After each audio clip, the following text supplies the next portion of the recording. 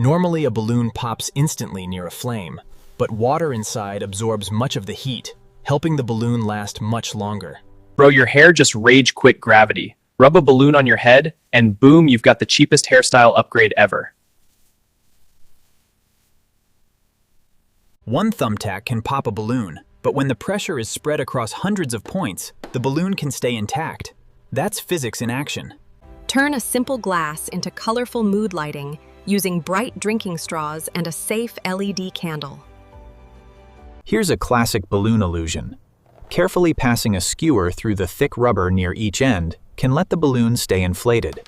Stressed out? Fill a bright yellow balloon with ordinary toothpaste. Tie it off tight and you've got the ultimate Check this out. With just a few strategic strips of black electrical tape, you can turn a basic orange balloon, slide colorful straw pieces over LED fairy lights to create a softer, more colorful glow for your room.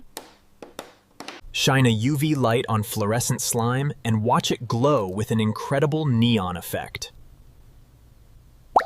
Cut a flexible straw the right way, press gently, and watch your tiny caterpillar crawl across the leaf.